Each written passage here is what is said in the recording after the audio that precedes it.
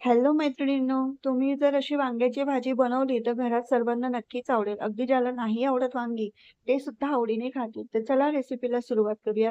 इथे तेल गरम केलं, त्यामध्ये बेसिक आपली जिरं, मोहरीची फोडणी दिली. त्यामध्ये ठेचलेलं आलं, लसूण टाकलं. कांदा छान परतवून घेतला. त्यामध्ये टोमॅटो सुद्धा छान मऊ होईपर्यंत परतवलं. माझ्याकडे इथे काळा मसाला बनवून ठेवलेला होता. तो मसाला छान तेलावरती परतवून घेतला. छान असं तेल सुटेपर्यंत परतवून झाल्यानंतर त्यामध्ये हळद टाकली, थोडंसं तिखट टाकलं, गरम मसाला टाकला. छान मसाले परतवल्यानंतर आहे ना, माझ्याकडे वांगी होती, छान काटेरी वांगी.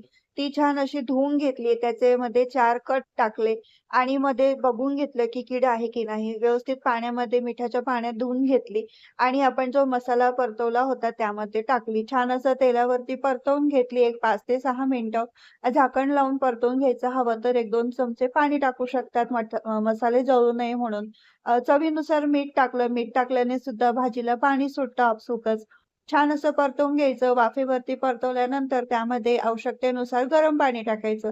आता आपल्याला ही भाजी थोडीशी घट्टसरच बनवायची आहे. त्यानुसार इथे वांगी शिजण्यासाठी आवश्यक तेवढं पाणी टाकलं. वांगी अशी 80% शिजत आल्यानंतर त्यामध्ये मी दाण्याचा कूट आहे ना बारीक करून घेतलेला आहे. म्हणजे भाजलेले शेंगदाणे बारीक करून घेतले, त्याचा कूट इथे टाकला आणि तो कूट सुद्धा थोडासाच टाकलेला आहे. आपल्याला ही थोडीशी घट्टसर भाजी करायची आहे. पाहू शकता तुम्ही देठं व्यवस्थित शिजलेले आहेत की नाही ते पाहिलं आणि मग कूट मिक्स केला आणि अजून थोडंसं वाटलं तर गरम पाणी तुम्ही इथे टाकू शकता कन्सिस्टन्सी ॲडजस्ट करायला. छान उकळली की त्यामध्ये बारीक चिरलेली भरपूर कोथिंबीर टाकायची. पुन्हा भाजी मिक्स करायची. थोडीशी उकळून घ्यायची आणि भाताबरोबर किंवा भाकरीबरोबर खायची, एन्जॉय करायची. तर कशी वाटली तुम्हाला रेसिपी? तुम्ही ही रेसिपी नक्की करून पहा. घरामध्ये नक्कीच सर्वांना आवडेल आणि तुम्ही नक्कीच मला कमेंट बॉक्समध्ये सांगा, की भाजी छान झालेली आहे ताई. तर चला भेटूयात आपण पुढच्या रेसिपीमध्ये. तुम्हाला ही रेसिपी कशी वाटली याबद्दल नक्की कमेंट करा, लाईक करा, शेअर करा आणि चॅनलवरती नवीन असणार तर सबस्क्राईब करायला विसरू नका. Okay, bye.